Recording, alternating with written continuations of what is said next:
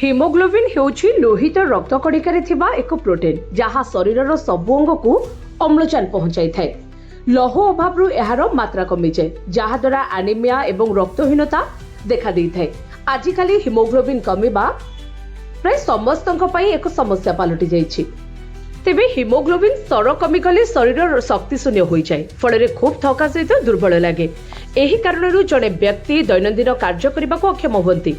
तेबे आजिर वीडियो रे मु आपनको कहबी हिमोग्लोबिन स्तर सठिक स्तर केते, पुरुष एवं महिला शरीर रे हिमोग्लोबिन स्तर केते रहिबा उचित अटे एवं हिमोग्लोबिन स्तर कमिगले कौन करबा उचित चलंतु जानिबा। पुरुषों शरीर में हिमोग्लोबिन 13.5 रु 17.5 मध्य रहिबा उचित। सेपरि महिला शरीर में 12 रु 15.5 मध्य रहिले सुस्थ बोली विवेचना करा जाए। जदि हिमोग्लोबिन परिमाण एही स्तर रु ह्रास हुए तेबे स्वास्थ्यर जत्न नेबा निहाती आवश्यक अटे। तेबे किछि घरोई उपचार बा खाद्य माध्यम रे आमे हिमोग्लोबिन मात्रा वृद्धि करा जाय परिबो। जमिति कि शरीर में हिमोग्लोबिन अभाव थाए तेबे खाद्य रे आयरन युक्त खाद्य अंतर्भुक्त करंतु। आयरन पाई सबुज पत्रयुक्त पनीपरिबा खांतु। बीट, एप्पल, गुड़, पालंग, दुग्ध जातीय खाद्य, जूस, मांस रे मध्ये आयरन रही थाए।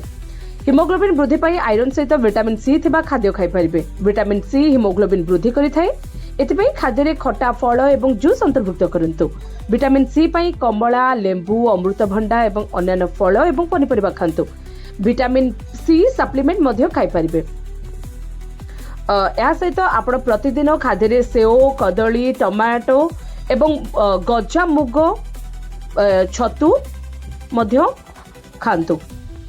व्यायाम करबा फल शरीर अनेक समस्या दूर होता है। व्यायाम द्वारा शरीर प्रतिटी अंग को रक्त संचालन सहयोग होता है। तेणु हिमोग्लोबिन वृद्धि करने को नियमित भाव में किसी हालुका व्यायाम करने उचित एवं मन रखु धूमपान और मद्यपान ठारू दूरे रुहतु। जदि हिमोग्लोबिन ह्रास होउछि तेबे सर्वप्रथमे धूमपान एवं मद्यपान अभ्यास को रोकंतु। एही दुईटी अभ्यास शरीर में अनेक रोग सृष्टि करिथाय एवं हिमोग्लोबिन मध्ये ह्रास करिथाय।